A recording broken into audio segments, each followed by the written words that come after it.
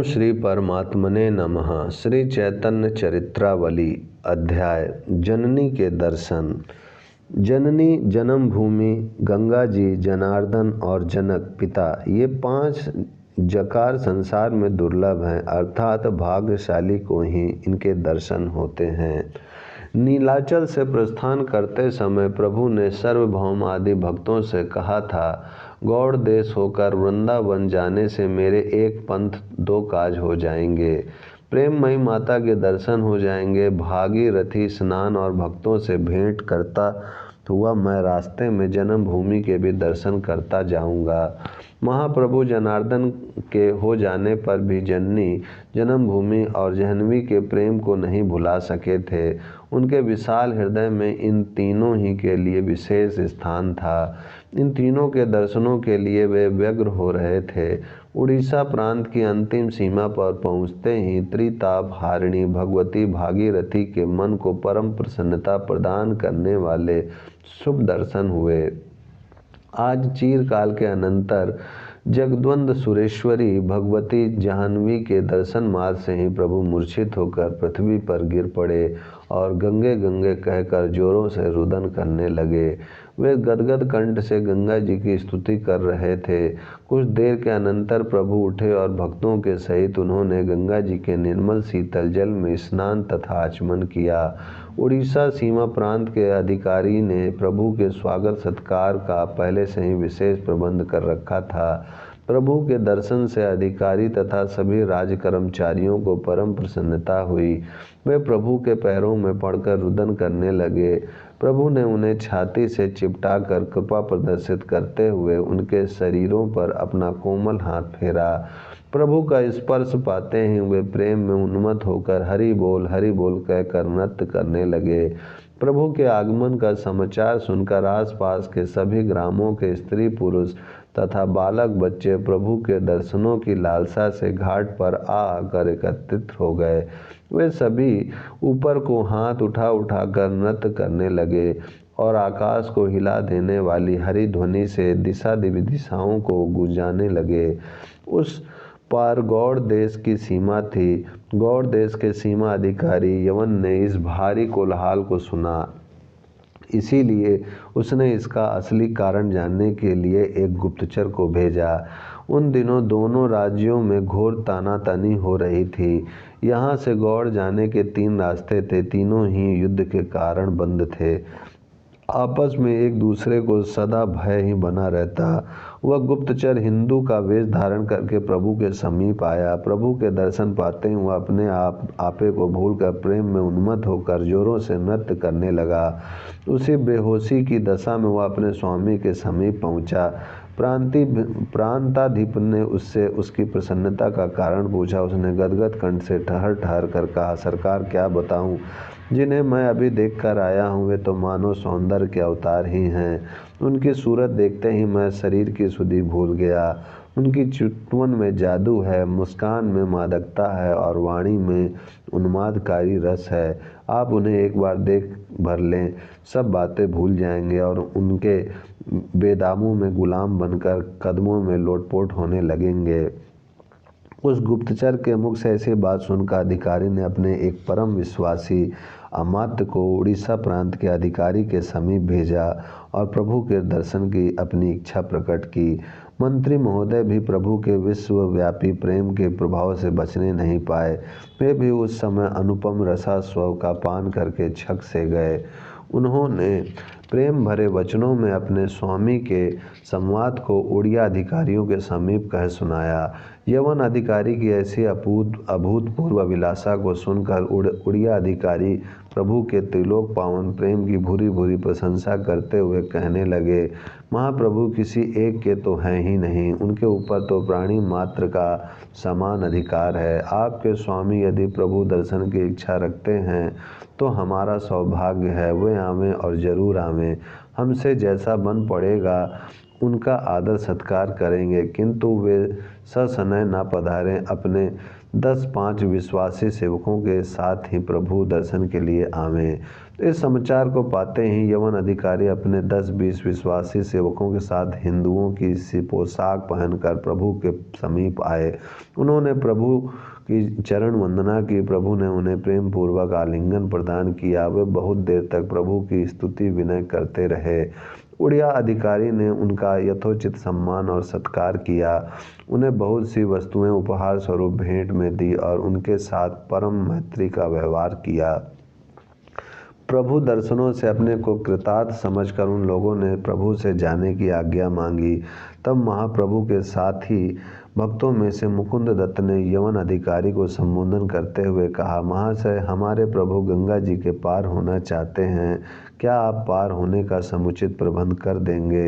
यवन अधिकारी ने प्रभु को प्रातःकाल पार पहुंचाने का वचन दिया और वह प्रभु को तथा सभी भक्तों को प्रणाम करके अपने स्थान को लौट गया। दूसरे दिन यवन अधिकारी की भेजी हुई बहुत सी नौकाएं आ पहुंची। अधिकारी के प्रधानमंत्री ने प्रभु के चरणों में प्रणाम करके प्रस्थान करने का निवेदन किया। महाप्रभु उड़ीसा प्रांत के सभी कर्मचारियों को प्रेमाश्वासन प्रदान करके नौका पर सवार हुए। उनकी नौका के चारों ओर सशस्त्र सैनिकों से युक्त बहुत सी नावें जलदस्युओं से किसी प्रकार का भय न हो, इस कारण प्रभु की रक्षा के निमित्त आगे पीछे चली। इधर किनारे पर खड़े हुए उड़िया अधिकारी तथा ग्रामवासी आंसू बहाते हुए हरि ध्वनि कर रहे थे। उधर नाव पर ही प्रभु भक्तों के साथ संकीर्तन कर रहे थे।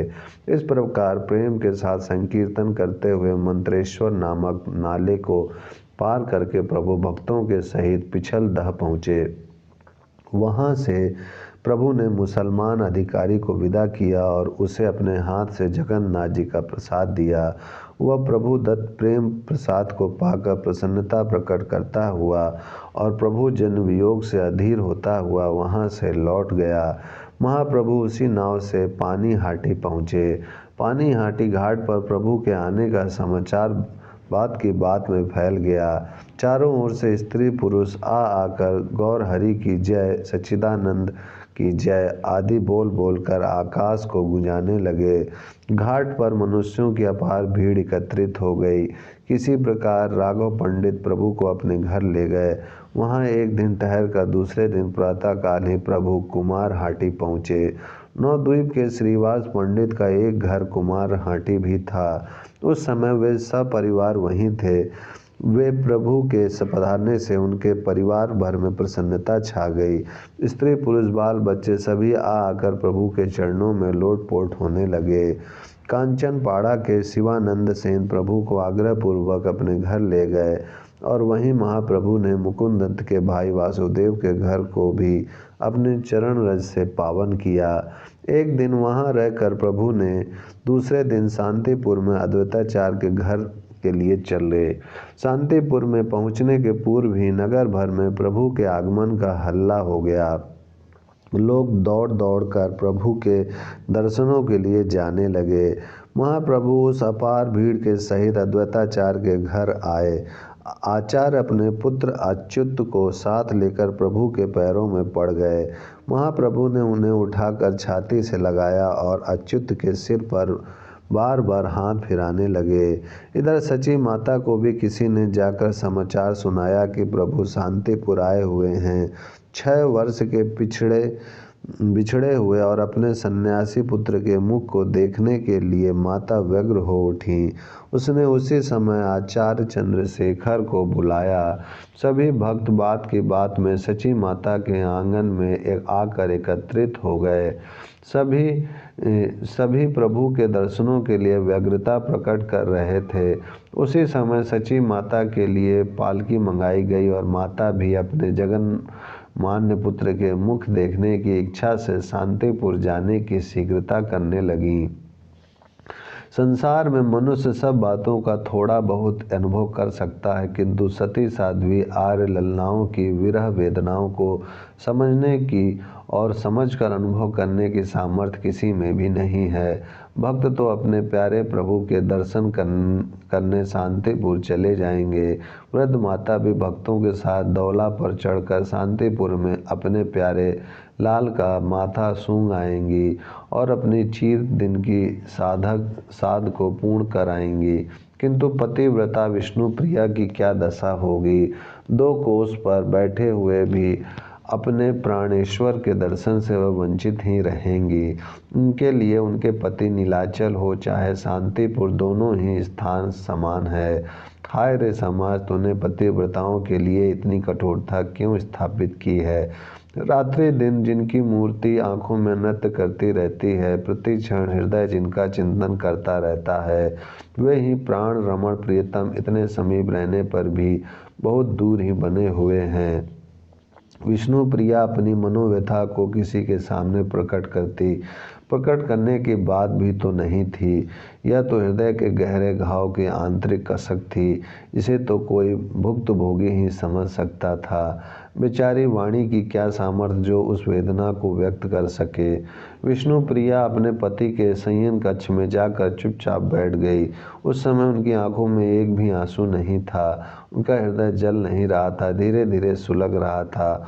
उसमें से कड़वा कड़वा धुआं निकलकर विष्णु प्रिया जी के कमल के समान विकसित मुख को म्लान बना रहा था। विष्णु प्रिया जी सामने की खूंटी की ओर टकटकी लगाए देख रही थीं। एक एक करके उस रात्रि की सभी बातें आकर उनकी दृष्टि के सामने प्रत्यक्ष नृत्य करने लगीं। इसी खूंटी पर महीन पीले रंग का उनके ओढ़ने का वस्त्र लटक रहा था। यहीं खाट पर मैं उनके अरुण रंग वाले कोमल चरणों को धीरे धीरे सुहरा रही थी।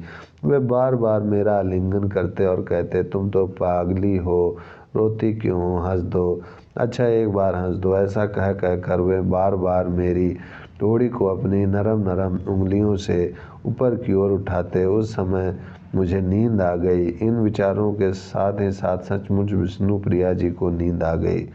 सच्ची माता शांतिपुर जाने के लिए तड़प रही थीं। उनका हृदय बांसों ऊपर को उछल रहा था। वे सोचती थीं कि पंख होते तो मैं अभी उड़कर अपने निमाई के चंद्रमा के समान शीतल मुख को चूमती और उसके सोने के समान शरीर पर अपना हाथ फेरकर अपनी चिर दिन की इच्छा को पूर्ण करती। वे अंतिम समय में विष्णु प्रिया से मिलने के लिए उन्हें ढूंढती हुई उसी घर में जा पहुंची। वहां जाकर उन्होंने जो देखा उसे देखकर वे एकदम भयभीत हो उठी। विष्णु प्रिया जी की आंख में एकदम खुली हुई थी। उनके पलक नहीं गिरते थे। चेहरे पर विरह जन वेदना की रेखाएं व्यक्त होकर उनके आंतरिक असाध्य दुख की स्पष्ट सूचना दे रही थीं। उनका शरीर जड़ वस्तु के समान ज्यों का त्यों ही रखा था। उसमें जीवन के कोई चिन्ह नहीं थे। भयभीत होकर माता ने पुकारा, बेटी बेटू विष्णु प्रिया, हाय बेटी, तू भी मुझे धोखा दे गई क्या। यह कहकर माता अपने कांपते हुए हाथों से उनके शरीर को झकझोरने लगीं। तब वह जल्दी से उठकर इधर उधर भौचक्की से देखती हुई जोरों से कहने लगी, क्या सचमुच वे मुझे सोती ही छोड़कर चले गए। हाय मैं लुट गई, मेरा सर्वस्व अपहरण हो गया। यह देखो खूंटी तो खाली पड़ी है, उनका पीताम्बर भी नहीं है। यह कहकर विष्णु प्रिया पछाड़ खाकर फिर गिर पड़ी। माता ने अपने हाथ का सहारा देते हुए कहा, बेटी तू क्या कह रही है। अरे बावरी, यह तुझे हो क्या गया है। मैं शांतिपुर जा रही हूँ, तू क्या कहती है। माता अपनी बहू की अंतर्वेदना को समझ गई। नारी हृदय की वेदना यथा किंचित नारी ही समझ सकती है। विष्णु प्रिया जी को अब होश हुआ। उन्होंने अपने भावों को छिपाते हुए कहा, अम्मा जी मुझे नींद आ गई थी। उसी में मैं ना जाने मैंने कैसा स्वप्न देखा, उसी में कुछ बकने लगी होंगी। हाँ आप शांतिपुर जाती हैं, जाएं उन्हें देख आवें। मेरे भाग में उनके दर्शन नहीं बंधे हैं। ना सही मेरा इतना ही सौभाग्य क्या कम है कि उनके दर्शन के लिए लाखों आदमी जाते हैं। आप जाएं, मेरी चिंता ना करें। अपने पुत्र वधू के ऐसे दृढ़तापूर्ण वचनों को सुनकर माता का हृदय फटने लगा। उन्होंने अपनी छाती को कड़ी बनाकर उस आंतरिक दुख को प्रकट नहीं किया और अपनी बहू की ओर देखती हुई वे पालकी में जाकर बैठ गईं। नित्यानंद, वासुदेव, चंद्रशेखर, आचार्य रत्न तथा अन्याय सैकड़ों भक्त संकीर्तन करते हुए सची माता की पालकी के पीछे पीछे चले। महाप्रभु जब माता के आगमन का समाचार सुना तो उठकर दरवाजे पर आ गए। उन्होंने अपने हाथों से माता को पालकी से उतारा और वे अबोध बालक की भांति उनके चरणों में लौटने लगे। प्रभु के चरणों में नित्यानंद जी लौट रहे थे और अन्याय भक्त एक दूसरे के चरणों को पकड़े हुए रुदन कर रहे थे। बहुत देर तक यह करुणापूर्ण प्रेम दृश्य ज्यों का त्यों ही बना रहा। तब माता ने अपने कांपते हुए हाथों से सिंह के समान अपने तेजस्वी सन्यासी पुत्र को उठाकर छाती से लगाया। माता के स्तनों से आप ही आप दूध निकलने लगा और उस दूध से पृथ्वी भीग गई। माता ने पुत्रों के अंग में लगी हुई धूलि अपने आंचल से पोंछी, पुत्र के मुख को चूमा, उनके माथे को सूंघा और संपूर्ण शरीर पर हाथ फिराती रहीं। प्रेम के कारण वह कुछ कह नहीं सकी। बहुत देर के अनंतर प्रभु माता को साथ लेकर भीतर घर में गए। वे भांति भांति से माता की स्तुति करने लगे, अपने गृह त्याग रूपी अपराध के निमित्त क्षमा मांगने लगे और माता के प्रति असीम प्रेम प्रदर्शित करने लगे। माता इतने दिनों के पश्चात अपने प्यारे पुत्र को पाकर परम प्रसन्न हुई और अपने आंसुओं से उनके वस्त्रों को भिगोती हुई भांति भांति के प्रेम वाक्य कहने लगी। उस समय माता पुत्र का यह सम्मिलन अपूर्व ही था। रात्रि में सभी भक्तों ने मिलकर संकीर्तन किया। माता ने अपने हाथों से अपने सन्यासी पुत्र को भोजन कराया। माता की संतुष्टि के निमित्त उस दिन प्रभु ने खूब ढटक कर भोजन किया। दूसरे दिन प्रभु ने भक्तों के सहित माता को विदा किया। माता ने घर आने का आग्रह किया। प्रभु ने वचन दिया कि अभी तो मैं 5-7 दिन यहीं हूँ, हो सका तो आऊँगा। माता फिर मिलने की आशा रखती हुई नवद्वीप को लौट गई। ओम शांति शांति शांति।